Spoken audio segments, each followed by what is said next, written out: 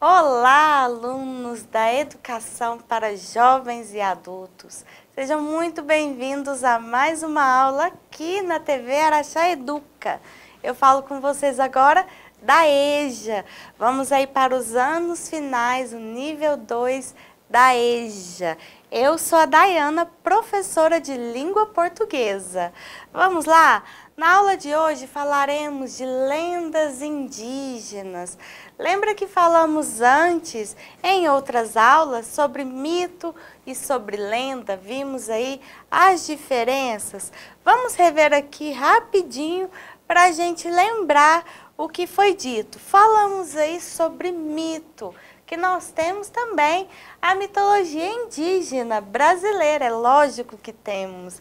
Olha só, algumas características aí da mitologia, né, dos mitos indígenas. Olha só, utiliza muita simbologia, personagens sobrenaturais, deuses e heróis, certo? Olha outra característica muito comum em mitos, que procura explicar as origens do mundo e do homem por meio de personagens sobrenaturais como deuses e semideuses, certo? Então nós vemos aí que tem algumas características que vão diferenciar o mito da lenda. Vamos ver a lenda? Olha só, se utiliza da fantasia ou ficção, misturando-as com a realidade dos fatos. Usam fatos reais e históricos para dar suporte às histórias, mas, junto com eles, envolvem a imaginação para aumentar um ponto na realidade. Ou seja, nós temos aí mitos e lendas. São gêneros narrativos e nós percebemos que lendas são contadas, são faladas, são transmitidas de geração em geração. E são narrativas que têm aí como objetivo principal nos trazer aí alguma educação de vivência, não é mesmo? E hoje eu convido vocês para ler uma lenda muito linda, que é a lenda da mandioca. Eu escolhi essa imagem para ilustrar a nossa lenda, que é uma imagem que retrata bastante sobre a lenda da mandioca. Vocês já ouviram essa lenda? A lenda da mandioca? Você sabe o que é mandioca? Porque talvez você conheça essa raiz com outros nomes, como aqui na nossa língua portuguesa temos outros nomes para mandioca, que são macaxeira, aipim, mas a nossa lenda fala mesmo da mandioca. Vamos apreciar? E ela começa assim: em uma tribo indígena da floresta amazônica, nasceu uma índiazinha com características diferentes de todas as pessoas que viviam na tribo. Sua pele era branca como algodão e seu cabelo era amarelo como espiga de milho.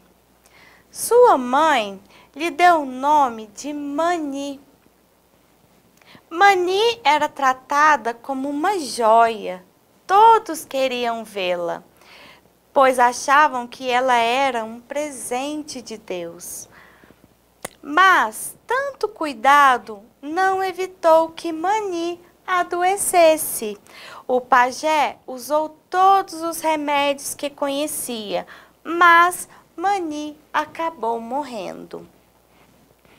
Desolada, a tribo enterrou o corpo de Mani em um lugar bem bonito. E todos os dias, aqueles que tinham saudades iam ao túmulo dela.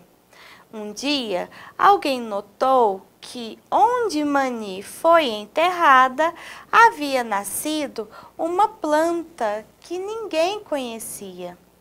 Todos ficaram felizes. E todas as manhãs regavam o vegetal, que crescia cada vez mais. Os dias se passaram e um dos índios decidiu cavar para ver como era a raiz da planta. Partindo um pedaço da raiz, viram que dentro era tão branco como a pequena mani. A tribo deu o nome à nova planta de manioca, que quer dizer carne de mani. Com o tempo, a palavra se transformou e hoje conhecemos essa planta como mandioca. Aqui nós temos uma observação. A mandioca é também conhecida em outras regiões do Brasil como aipim ou macaxeira. Você deve saber que muitos dos vocábulos indígenas, das línguas indígenas, nós adotamos para a língua portuguesa e todos eles têm algo a ver com a natureza. Sabia disso? E continuando aqui, falando sobre as lendas, essa é a lenda da mandioca. Eu não conhecia até um tempo atrás, até ler esse texto, e eu achei muito bonita a história. Você gostou? Vamos ver mais sobre as lendas indígenas. Olha só. Algumas histórias surgiram para explicar o aparecimento de plantas como a Vitória Régia. Outras falam sobre alimentos como a mandioca. E outras tantas ainda citam deuses e forças da natureza. As lendas indígenas explicam a origem de várias coisas através de histórias envoltas em mistério e fantasia. Além disso, elas têm um importante papel na educação dos índios, não só na educação dos indígenas, mas de toda a sociedade, não é mesmo? Muitas crianças adoram ouvir lendas e histórias indígenas. Você conhece alguma? Vamos ver aqui. Olha só, essas lendas, as lendas indígenas são contadas em várias regiões do Brasil, onde assumem características diferentes. As lendas surgidas entre os índios brasileiros se popularizaram e fazem parte do nosso folclore, ou seja, é uma cultura riquíssima do folclore brasileiro. Vamos ver? Eu trouxe também uma imagem para ilustrar.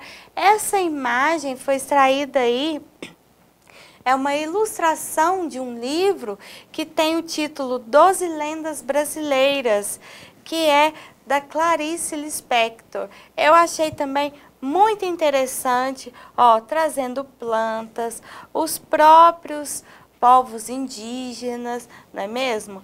Olha só. A primeira lenda que eu vou falar aqui com vocês é a lenda do guaraná. Você conhece essa fruta, o guaraná? Percebam, eu trouxe essa ilustração do guaraná que parecem olhos. Vocês conseguem ver que quando ela abre um pouquinho a parte de fora, o que aparece dentro parecem olhos. Vocês também acharam? E vamos ver algumas observações sobre a lenda do guaraná. Olha só, o guaraná é um fruto que se assemelha aos olhos humanos. Segundo a lenda, surgem como os olhos de um índiozinho que morreu ao ser picado por uma serpente. Vocês vão perceber que a serpente está presente em várias e várias lendas indígenas. Os pais do índiozinho não conseguiam ter filhos, mas depois de pedirem ao deus Tupã, tiveram um menino saudável que era muito querido pela tribo onde vivia. O deus da escuridão ficou invejoso e decidiu matar o menino. Assim, um dia em que ele tinha ido apanhar frutos na floresta, o deus da escuridão Jurupari se transformou em uma serpente e o matou envenenado. Olha só, e a lenda do Boitatá? Você já ouviu falar? Essa está muito presente em histórias infantis. Você já ouviu? Já leu? Alguém já contou e você já contou para alguém? Veja bem, o Boitatá, embora o nome pareça aí de ser de um boi, o Boitatá é uma serpente com cabeça de fogo. Inclusive, o termo Boitatá significa serpente de fogo. Olha só algumas observações dessa lenda, que é uma lenda também muito famosa. O Boitatá é uma serpente de fogo que protege a floresta. Sua lenda possui várias versões. Como eu já disse antes, conforme as pessoas vão transmitindo os conhecimentos, narrando para outras pessoas, a história vai criando outras versões, conforme a visão de quem conta, né? Em uma delas, uma cobra adormecida durante um longo tempo acordou faminta e, para saciar sua fome, comeu os olhos dos animais. Oxe, transformando-se numa cobra de fogo. E sua luz assusta quem quiser fazer mal à floresta durante a noite. Ou seja, ela era assustadora, mas como forma de proteger a natureza e as florestas, certo? E a lenda da cuca? Você tem trauma da cuca? Me conta. Olha só, não vai me contar essa história para as crianças não, hein? Se bem que a cuca também tem algumas versões que nós veremos aqui as observações de algumas. Olha, a cuca, segundo a lenda, carrega as crianças inquietas que não querem dormir ou que falam muito dentro de um saco e some imediatamente. Era assim a história que você ouviu da cuca? Olha só, a sua aparência é quase a mesma da bruxa. Olha só, a bruxa, que é aí um personagem de mitos e também está presente nas lendas. Velha, cabelos brancos e enrugada. É um personagem criado no Brasil e está constantemente presente em cantigas de ninar. Dorme, neném, que a cuca vem pegar. E aí, se não quiser dormir, a cuca pega.